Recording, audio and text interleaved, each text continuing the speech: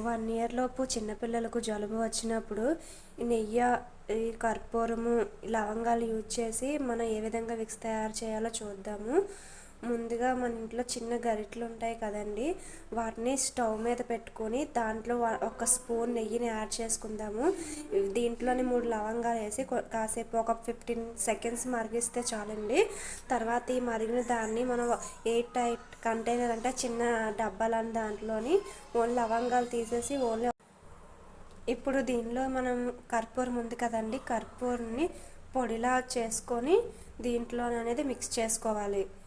ఈ మిక్స్ చేసుకున్న మిశ్రమాన్ని బాగా కలిపి కాసేపు మూత పెట్టి పక్కన స్టోర్ చేసుకోవాలి.